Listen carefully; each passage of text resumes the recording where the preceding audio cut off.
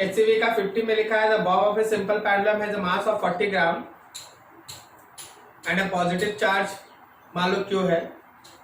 It makes 20 oscillations in 45 seconds. A vertical electric field pointing upward and of magnitude 2.5 10⁴ Newton per coulomb is switched on. How much time will it now take to complete 20 oscillations? Actually ये SHM का question है. जरा ध्यान से समझिएगा.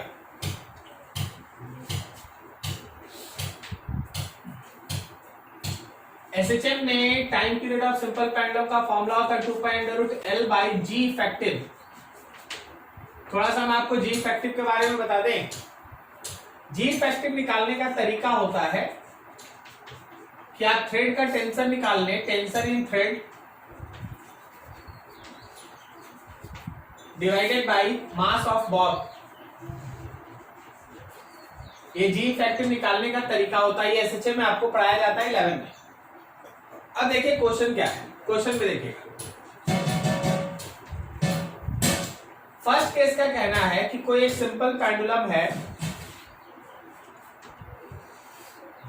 और अभी कोई भी ऐसा स्पेशल केस नहीं है. तो जरा सोचना ध्यान से कि जो अंदर की तरफ थ्रेड का टेंशन है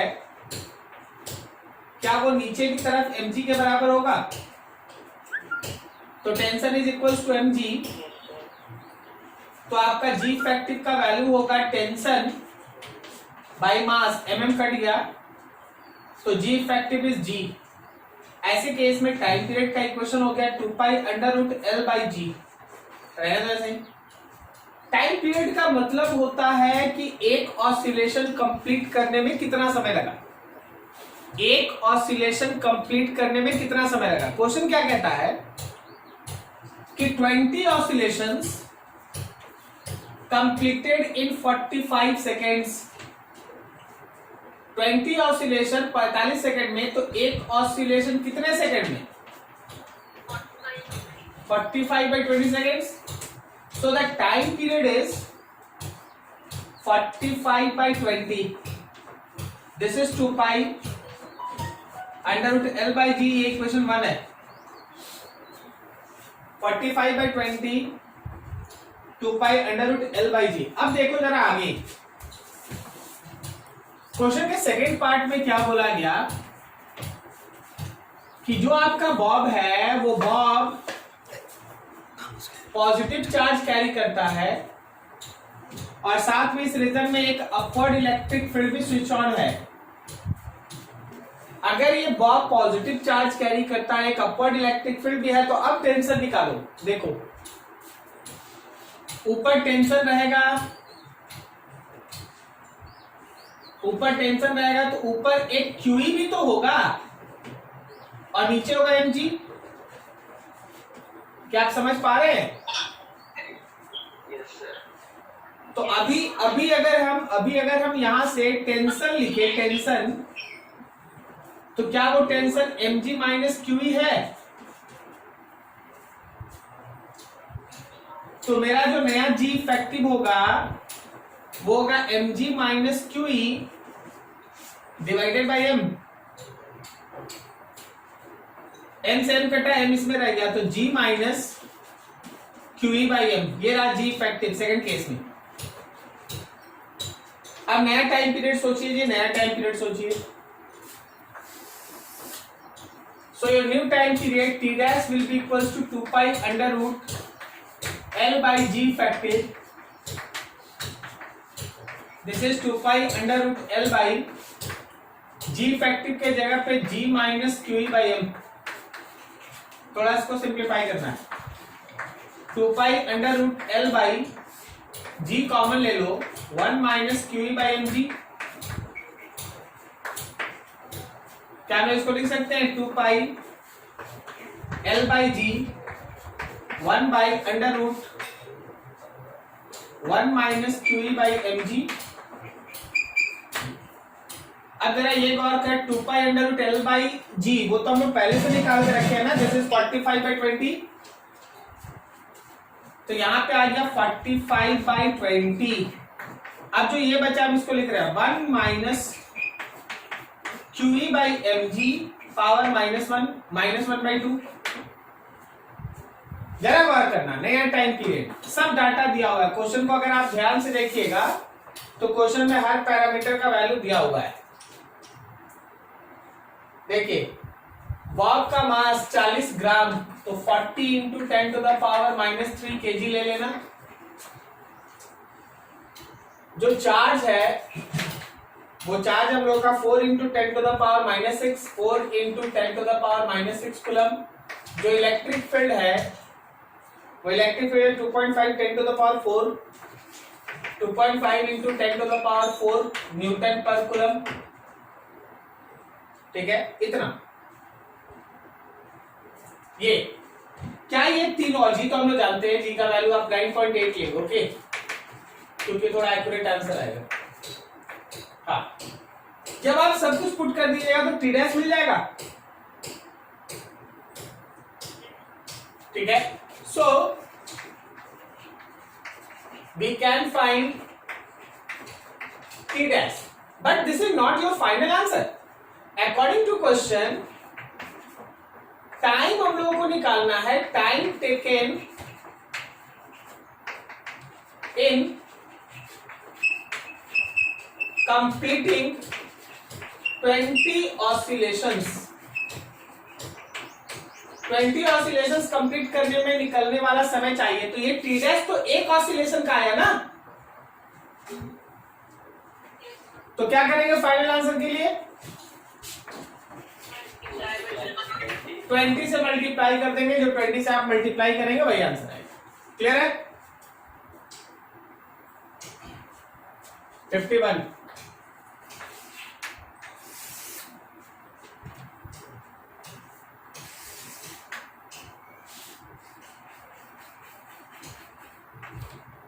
यहाँ पे स्प्रिंग से एक ब्लॉक बंधा है, ब्लॉक का मास m है, स्प्रिंग का k है, नेचुरल लेंथ है,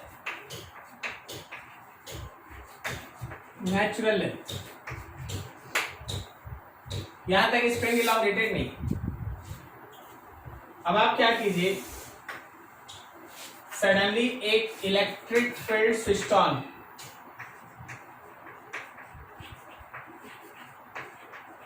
एक इलेक्ट्रिक फील्ड को स्विच ऑन कीजिए, तो वो इलेक्ट्रिक फील्ड इस ब्लॉक पे राइट की तरफ एक फोर्स लगाएगा। ये x इक्वल्स टू 0 है, ओके। राइट की तरफ एक फोर्स लगाएगा और उस फोर्स का वैल्यू होगा QE। क्या स्प्रिंग अभी इसको लेफ्ट में खींच रहा है? बोलो। नहीं खींच रहा है यार, स्प्रिंग तो अभी नेचुरल लेंथ में है, कहां से खींचेगा अभी? जब ये थोड़ा आगे बढ़ेगा तब मैं स्प्रिंग पीछे खींचेगा। बता अभी फोर्स किसका बड़ा होगा? QE फोर्स बड़ा है कि वो जो स्प्रिंग फोर्स है वो बड़ा है? QE बड़ा है, ऑब्वियसली QE बड़ा है। ठीक है ना? तो ये भी इलॉन्गेट होगा, इलॉन्गेट होगा, इलॉन्गेट होगा। बताइए ब्लॉक रुकेगा कहां जाके? दोनों फोर्स बैलेंस हो जाएगा। गलत बात। जहां दोनों फोर्स बैलेंस हो जाएगा वहां तो इसका स्पीड मैक्सिमम होगा, उसके बाद उसका स्पीड घटेगा। ऐसे सोचो यार कि अभी QE है, राइट की तरफ लग रहा है, लेफ्ट की तरफ कोई फोर्स ही नहीं है, तो एक्सेलरेशन है ना राइट की तरफ। जैसे जैसे ब्लॉक आगे बढ़ेगा स्प्रिंग फोर्स थोड़ा थोड़ा थोड़ा थोड़ा बढ़ेगा, लेकिन फिर भी राइट वाला QE बड़ा होने की वजह से ब्लॉक का वेलोसिटी बढ़ते जाएगा, एक्सेलरेशन होते जाएगा, स्पीड बढ़ते जाएगा। क्या समझा? फिर एक जगह हम लोग पहुंचेंगे जहां दोनों फोर्स बैलेंस हो जाएगा। तो दोनों फोर्स बैलेंस होने का मतलब ब्लॉक वहां रुक थोड़ी ना जाएगा, उस समय तक तो स्पीड मैक्सिमम रहेगा। नहीं समझे?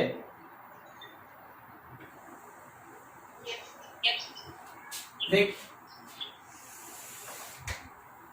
मान लीजिए ये स्प्रिंग इलॉन्गेट होते होते यहां तक ब्लॉक पहुंचा B पॉइंट, और x इक्वल्स टू 0 से मान लो ये x इक्वल्स टू x0 है।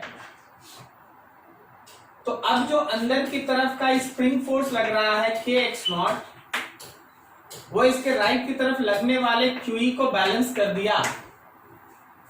तो ये वो जगह है जहां एक्सेलरेशन जीरो है, यहां पे वेलोसिटी जीरो था, यहां पे वेलोसिटी तो मैक्सिमम है। क्या समझे? ठीक है, तो वहां रुकेगा नहीं, वहां रुकेगा नहीं। आप अगर इसको निकालते तो पता है एसएचएम में जहां एक्सेलरेशन जीरो होता है वेलोसिटी मैक्सिमम होता है, इसको आप मीन पोजीशन कहते हैं। ये मीन पोजीशन है भाई, एम्पलीट्यूड नहीं है, ये मीन पोजीशन है। ठीक है, अब देख मीन पोजीशन निकालना, इधर तो हो गया होगा सर। मीन पोजीशन के लिए देखो, for B as mean position, mean position वही होता है जहां पे नेट फोर्स जीरो हो, जहां पे एक्सेलरेशन जीरो हो। इसका मतलब के एक्स नॉट जो है वो क्यू को बैलेंस कर लिया और आपके एक्स नॉट का वैल्यू हो गया क्यू बाई के। मीन पोजीशन तब अचीव होगा जब मेरा spring x not Q by के इलोंगेट होगा। तो ये वो पॉइंट होगा जहां राइट की तरफ लगने वाला क्यू और लेफ्ट की तरफ लगने वाला के एक्स नॉट बैलेंस हो जाएगा। तो आप बोल सकते हैं कि ब्लॉक पे लगने वाला नेट फोर्स जीरो है, एक्सेलरेशन जीरो है, सो this is the mean position. लेकिन यहां वो रुका नहीं है, यहां वो रुका नहीं है। मान ले रुका है कहीं यहां पे वो रुका है, सी पॉइंट, वेलोसिटी जीरो, ये ए पॉइंट था, ये बी पॉइंट था, ये एक्स इक्वल्स टू जीरो था, ये मीन पोजीशन हो गया, वो रुका। जरा गौर करना, ये भी पॉइंट वो था जहां वेलोसिटी जीरो था, ये वो पॉइंट था जहां वेलोसिटी मैक्सिमम था, जाने का आने का मैक्सिमम, बी मैक्सिमम। अब आपको यहां पे एक फिगर दिख रहा होगा एसएचएम जैसा, मीन पोजीशन आगे जाएगा, पीछे आएगा, फिर आगे जाएगा, फिर पीछे आएगा, फिर आगे जाएगा, पीछे आएगा, and so on so on so on. So this is the mean position, this is positive amplitude and this one is negative amplitude. समझ में आया क्या? तो आपको ये निकालना है। अब ये निकालने के लिए हम ए से सी तक लगाएंगे कंजर्वेशन ऑफ एनर्जी, या फिर हम लगाएंगे वर्क काइनेटिक एनर्जी थ्योरम।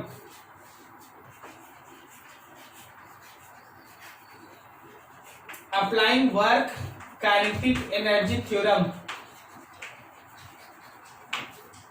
तो इसका यही कहना था कि work done by all forces is equal to change in kinetic energy. ये हम पढ़े। Work done by all forces का मतलब दो force, work done by spring force and work done by electric force is equal to change in kinetic energy final minus initial. कहां से कहां के बीच लगा रहे हैं? सीधा ए से सी के बीच, ए टू सी, ए से सी सोचना, ए से सी सोचना। अब ए से सी में देखो, हमेशा राइट की तरफ लग रहा था क्यूई, करेक्ट है? बोलो जी।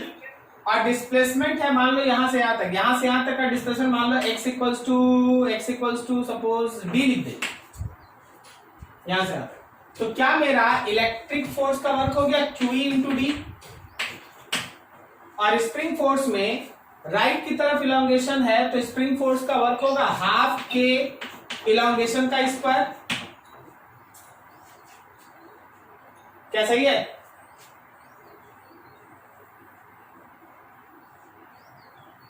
राइट में, फाइनली भी रेस्ट में, इनिशियली भी रेस्ट में।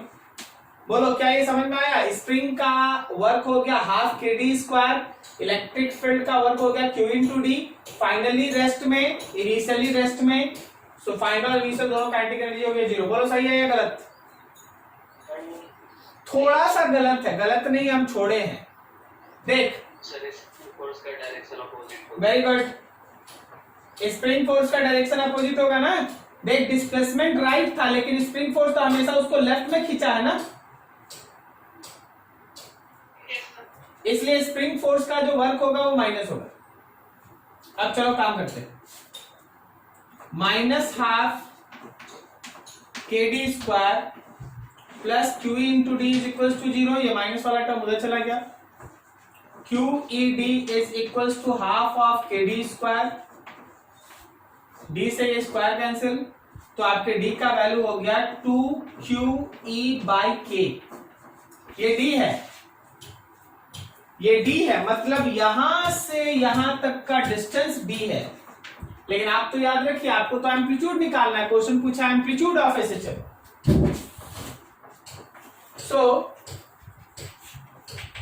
एम्पलीट्यूड ऑफ एसएचएम मतलब बी से सी, बी से सी चाहिए तो डी में से एक्स नॉट को माइनस कर दो, बी से सी चाहिए तो डी में से एक्स नॉट को माइनस कर दो। डी कितना है 2QE/K और एक्स नॉट है QE/K, दोनों को माइनस कर दिए QE/K। This is your answer. देखो एम्पलीट्यूड देखो तो आंसर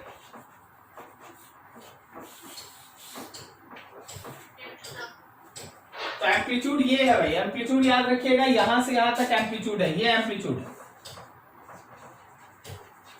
ये एम्पलीट्यूड, ये मीन पोजीशन है। वो नोट करो बढ़िया से, बेहतरीन question, very good.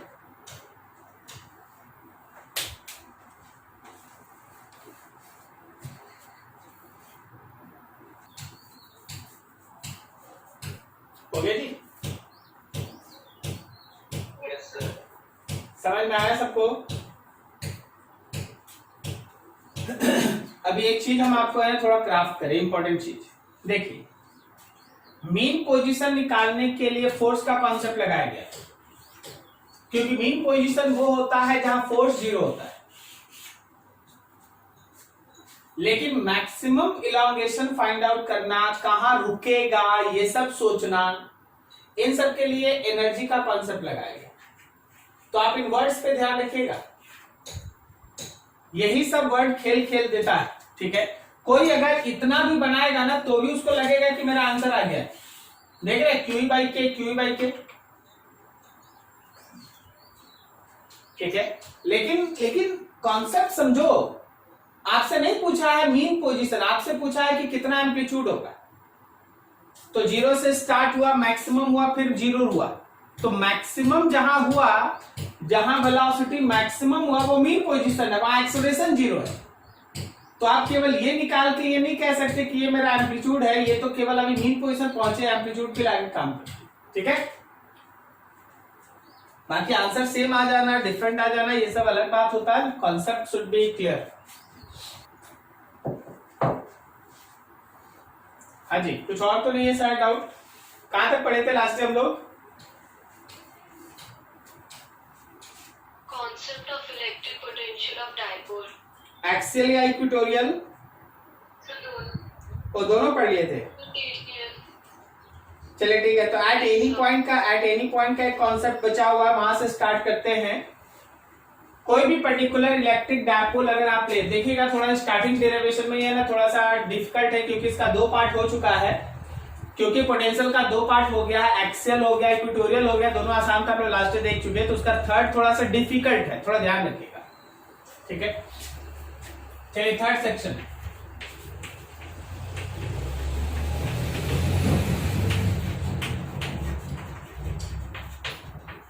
concept of electric potential of dipole at any point। सबसे इंपॉर्टेंट तो इसका फिगर ही है, फिगर को ध्यान से समझो।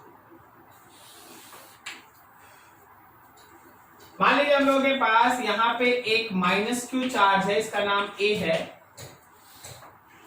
और यहां एक +q चार्ज है, इसका नाम B है, और एक पॉइंट यहां है, बहुत दूर r डिस्टेंस है, ठीक है।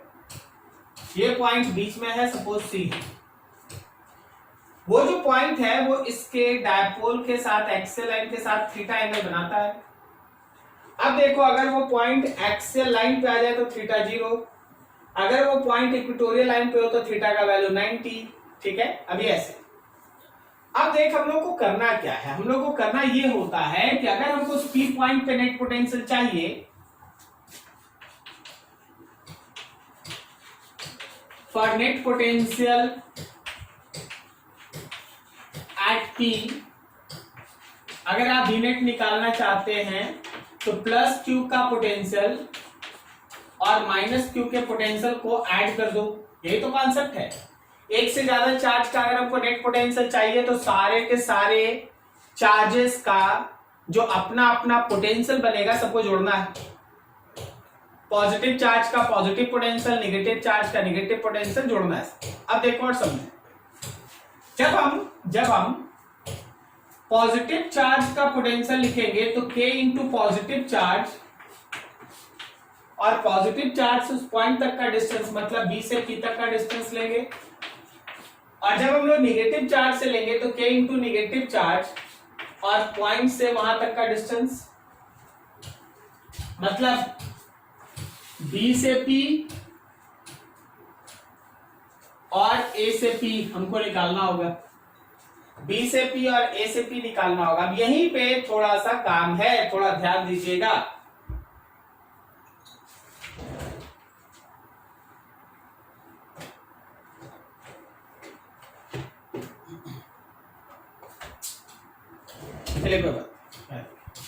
समझिएगा ध्यान से, आप क्या कर रहे हैं, B से एक नॉर्मल इस पे डाल रहे हैं, ये रहा नॉर्मल, मान लो इसका नाम M लिख दिए। मेरे डायपोल में A से लेके B तक का पूरा डिस्टेंस 2A होता है, तो C से लेके B तक का डिस्टेंस A हुआ। समझते जाना, थोड़ा यहीं पे काम है, वो काम नहीं है, यहां जो लिखेंगे वो डिफिकल्ट है, बाकी उधर तो कुछ है ही नहीं। गौर करना, परपेंडिकुलर के बाद B से P तक का जो डिस्टेंस है M से P तक का डिस्टेंस वही है, क्या बोलता है, सही है? तो ये याद रखना कि B से P तक का जो डिस्टेंस है वो M से P तक के डिस्टेंस के बराबर है। B से P तक का डिस्टेंस M से P तक के डिस्टेंस के बराबर है, और जो M से P तक का डिस्टेंस है, M से P तक का जो डिस्टेंस है वो C से P माइनस CM है, CP माइनस CM मिलाते चलना। C से P में से C से M को माइनस करना पड़ेगा। अब जरा गौर करो, CM कितना है, अगर ये A है ये थीटा है, तो क्या CM A cos थीटा है?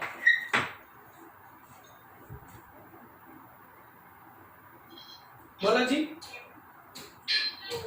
फिर से सुनो, C से P तक का डिस्टेंस है R और C से M तक का डिस्टेंस है A cos थीटा। तो मेरे हिसाब से जहां BP है वो कुछ और नहीं, वो R minus A cos theta लिखा जाए। अच्छे से देखिए, यहां किसी को डाउट नहीं होना चाहिए, यही सबसे इंपॉर्टेंट बात है। B से P तक का जो डिस्टेंस है वो एक्चुअली M से P तक के बराबर होगा।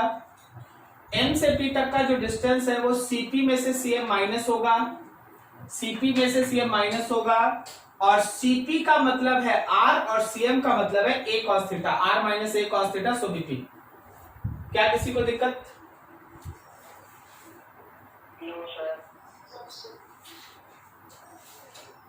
ठीक है, अब देखो इसको थोड़ा और आगे बढ़ाओ।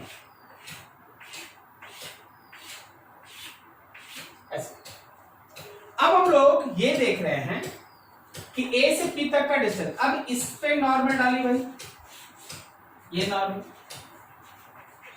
इसको नाम दीजिए N, ये थीटा है तो ये थीटा ही होगा। अब देखिएगा, A से P तक का जो डिस्टेंस है वो N से P के बराबर है, देखो तो अच्छे से, A से P तक का जो डिस्टेंस है वो NP के बराबर है, करेक्ट हो रहा है? Yes sir. और जो NP है वो CP प्लस CN है। चलिए, AP CP plus CN, C से P को R कर देते हैं सर, R, और देख तो जरा, क्या CN को हम फिर से लिख सकते हैं A cos थीटा? ये ए है, Yes, sir. ए है, ये थीटा, ये cos थीटा, तो ये ए cos थीटा। फिर से मेरा सजेशन, अभी हम राइट हैंड साइड में बोर्ड भर देंगे, इधर बोर्ड भर देंगे, लेकिन पता है वो बेकार एकदम यूजलेस चीज है, अपने से आप बना सकते हैं। किसी को भी ये दो सेक्शन में कहीं दिक्कत किसी को समझने में? No, sir. चलो भाई, वेरी गुड। तो अब देखो, आराम से काम देखो, इजी है एकदम, आराम से देखते चलो। B net is equal to K into Q, BP के जगह पे R minus A cos theta, और यहां पे माइनस के क्यू, एपी के जगह पे R plus A cos theta, R plus A cos theta. So this V net is, K Q common ले लें, 1 by R minus A cos theta minus 1 by R plus A cos theta. So this V net is K Q, नीचे में ये दोनों multiply होगा तो क्या ये R square minus A square cos square theta हो जाएगा। अब ये चला गया इधर, are plus A cos theta minus ये इधर चला गया, आर फिर से प्लस ए कॉस थीटा, ये दोनों R cancel. So this is equals to K Q, यहां पे लिख सकते हैं 2a कॉस थीटा, और नीचे है R square minus A square cos square theta. जरा गौर करना, q इंटू 2a पर क्या ये p है? Yes, sir. So it is b net at any point is equals to k p cos theta by r square minus a square cos square theta. This is equation of net potential in case of dipole at any point which makes an angle theta from axial line. अब इसी में दो line special लिख देते हैं। Axial point के लिए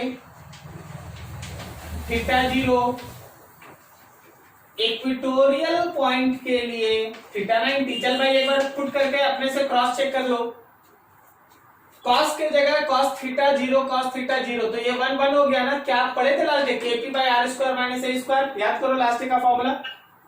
Yes. और इक्वेटोरियल में थीटा 90 पुट करो, cos 90 का वैल्यू 0 मतलब सब 0, Yes, sir. तो इक्वेटोरियल में तो सीखे थे ना, नेट पोटेंशियल इज 0, करेक्ट है? ठीक है, अब जरा गौर करना, हम एक और लाइन इसी में मेंशन कर दें, for short dipole.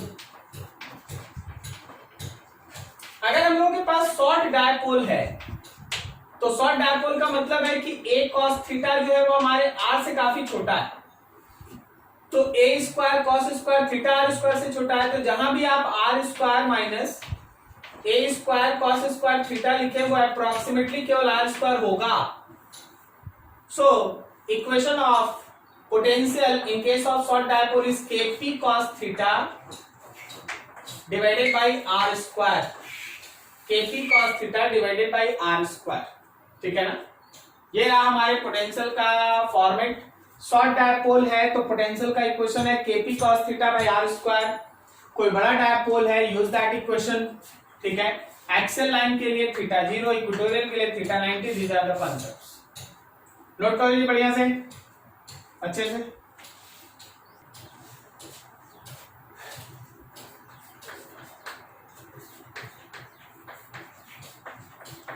concept of torque,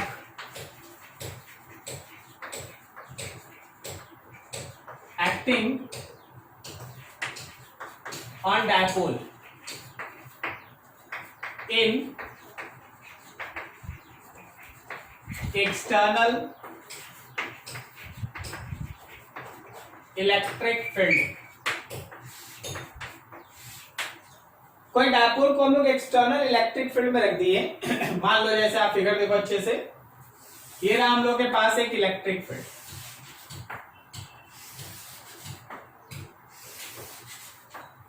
आप इस एक्सटर्नल इलेक्ट्रिक फील्ड में ये डायपोल का माइनस क्यू,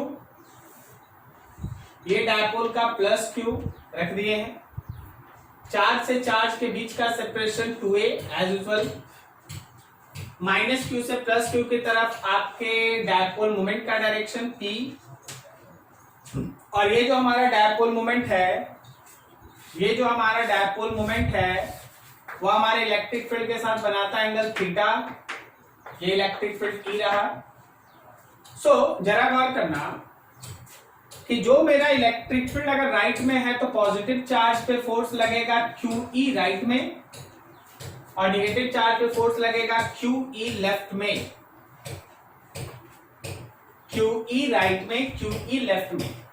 इसका मतलब ये है कि ये जो पर्टिकुलर चार्जेस है वो इसको घुमाने का कोशिश करेगा, घूमेगा, ये पर्टिकुलर चार्जेस को घुमाने का कोशिश करेगा।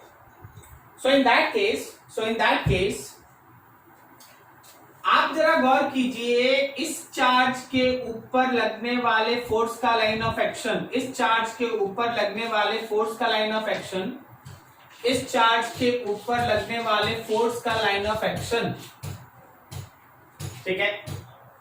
इन दोनों चार्जेस के ऊपर लगने वाले फोर्स के लाइन ऑफ एक्शन के बीच का डिस्टेंस, परपेंडिकुलर डिस्टेंस ये रहा। अगर ये एंगल थीटा है तो ये भी थीटा होगा। चलो तैयारी है। अब थोड़ा कॉन्सेप्ट देखो। 11 में जब आप टॉर्क पढ़ते हैं तो एक खास वर्ड आता है torque of a couple. Torque of a couple, जब आप किसी सिस्टम पे दो इक्वल मैग्नीट्यूड का फोर्स अपोजिट डायरेक्शन में लगाते हैं, जैसे यहां लग रहा है इक्वल मैग्नीट्यूड का फोर्स अपोजिट डायरेक्शन में, it will create couple, it will create a torque. So for any couple, so for any couple of force, torque का एक फॉर्मूला होता है, torque is equals to magnitude of either force, कोई भी एक force का magnitude multiplied with perpendicular distance between forces, multiplied with perpendicular distance between forces. So your torque is, कोई भी एक फोर्स का मैग्नीट्यूड ले लो QE। अब देखो ये थीटा है, ये 2a है, तो क्या ये perpendicular distance 2a sin theta है? तो perpendicular distance 2a sin theta से multiplied. So your torque is Q और 2a को एक साथ लिखो, फिर E रहा और फिर sin थीटा रहा। Q into 2a can be written as P E and sin theta. This is torque. PE sin theta. Torque is equals to PE sin theta. आप इसको वेक्टर फॉर्म में लिखेंगे, then torque vector is the cross product between P vector and E vector. यही है ना, दो vector और sine theta मतलब क्रॉस प्रोडक्ट ना। Yes, sir. अगर यहाँ कॉस होता तो डॉट प्रोडक्ट, लेकिन यहाँ साइन है तो क्रॉस प्रोडक्ट, ठीक है। मतलब आप एकदम सिंपल देखिए, एकदम सिंपल, इतना छोड़ दीजिए अब तामझाम। मान लो जैसे इलेक्ट्रिक फील्ड E है और तुम्हारे पास एक इलेक्ट्रिक डायपोल है which makes an angle theta with E, तो याद रखना कि टॉर्क का मैग्नीट्यूड केवल चाहिए तो P sin थीटा लगा दो, और अगर डायरेक्शन के साथ चाहिए तो क्रॉस प्रोडक्ट लगा दो P क्रॉस E। एकदम सिंपल। ये तो डेरिवेशन ऐसे क्लियर किया जाता है, लेकिन न्यूमेरिकल आएगा, think about this. 3 special case हमेशा याद रखना।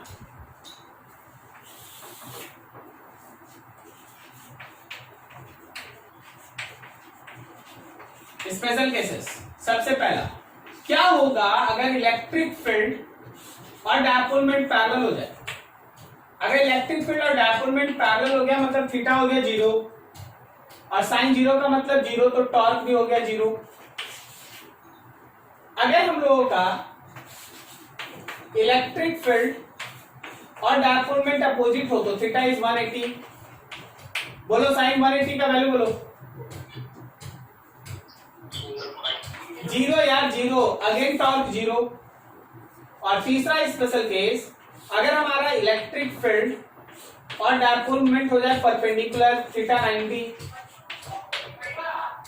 तो साइन 90 का वैल्यू 1 ना, तो तुम्हारा टॉर्क हो गया पीई, जो टॉर्क का मैक्सिमम वैल्यू है। मतलब जब कभी भी कोई भी डायपोल इलेक्ट्रिक फील्ड के परपेंडिकुलर होगा तो उस पर मैक्सिमम टॉर्क लगेगा। अगर मेरा डायपोल इलेक्ट्रिक फील्ड के पैरेलल या एंटी पैरेलल है तो दोनों केस में टॉर्क 0 है। लेकिन अगर मेरा इलेक्ट्रिक डायपोल इलेक्ट्रिक फील्ड के ऊपर 90 है तो टॉर्क का वैल्यू मैक्सिमम। क्या आपको समझ में आया? ठीक है, नोट करो फटाक से इसको।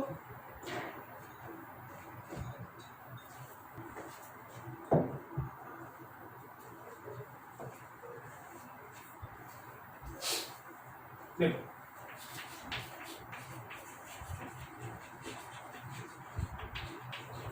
calculation of work done in rotating an electric dipole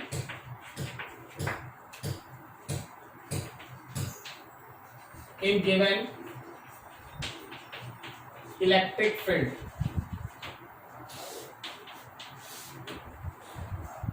किसी भी दिए गए इलेक्ट्रिक फील्ड में अगर आप डायपोल को घुमाइएगा तो आपको वर्क करना पड़ेगा। किसी भी दिए गए इलेक्ट्रिक फील्ड में अगर आप डायपोल को टर्न करेंगे, घुमाएंगे, तो आपको वर्क करना पड़ेगा। ठीक है ना? How we can find that work? What is the equation of that work? मान लो ऐसा कि किसी इंस्टेंट पे इलेक्ट्रिक फील्ड और आपके इस डायपोल मोमेंट के बीच थीटा बनता है, ऐसा। ठीक है? At any instant when angle between P and E is theta, then क्या हम लोग टॉर्क को लिख सकते हैं Pe sin थीटा? अब देखो भाई, जैसे आपका फोर्स रहता है और फोर्स अगर वेरिएबल हो तो वर्क निकालने के लिए इंटीग्रेशन, उसी तरह अगर टॉर्क है और टॉर्क वेरिएबल है, देखो टॉर्क यहाँ थीटा का फंक्शन है, तो फिर से वर्क निकालने के लिए डी थीटा से लेके आपको है ना काम करना पड़ता है। Let D theta is small angular displacement. तो ऐसे सिचुएशन में जो स्मॉल वर्क परफॉर्म किया जाएगा वो होगा टॉर्क इंटू डी थीटा। तो स्मॉल वर्क हो गया PE sine theta into D theta. तो अगर आपको टोटल वर्क चाहिए then you have to integrate that PE sine theta into D theta. So your work will be P और E बाहर, integration करो साइन थीटा डी थीटा का किसी भी इनिशियल एंगल से फाइनल एंगल के बीच, PE sine theta initial to sine theta final. Then work is P sine theta का इंटीग्रेशन बताया जाए भाई, माइनस कॉस थीटा इनिशियल से फाइनल तक। Then work is PE minus of cos theta final minus minus plus of cos theta initial. So equation of work is PE, याद रखना, cos theta initial minus cos theta final. ये आपके work का equation. Sir थोड़ा और इसमें clear कर दीजिए, कुछ न्यूमेरिकल टाइप दिखा दीजिए। मान लीजिए जैसे हम आपको ऐसे क्वेश्चन कह दें कि देखो जी इलेक्ट्रिक फील्ड और डायपोल के बीच शुरुआती एंगल था 37 डिग्री और इस पे एक वर्क परफॉर्म किया गया और वर्क करने के बाद इलेक्ट्रिक फील्ड और डायपोल मोमेंट के बीच बन गया एंगल 120 डिग्री। बताओ ये वर्क कितना है? क्या आप समझ पाए क्वेश्चन कैसे रहता है? तो मेरा थीटा इनिशियल हो गया 37, पुट करेंगे यहां, और मेरा थीटा फाइनल हो गया 120, पुट करेंगे यहां, सॉल्व करेंगे, जो आएगा वही आंसर। क्लियर है? Yes, sir. ठीक है, चलो ठीक, यहां तक नोट किया जाए। इसके बाद का जो सेक्शन है थोड़ा बड़ा है, नेक्स्ट उसमें इंटर करेंगे। इतना तक सारा पढ़ के आना। ऑलमोस्ट तुम्हारा इलेक्ट्रोस्टैटिक का जो सबसे बड़ा मेजर सेक्शन था वो खत्म हो रहा है, अगले दिन पूरा फिनिश हो जाएगा। उसके बाद गॉसेस थ्योरम नेक्स्ट से स्टार्ट। ओके।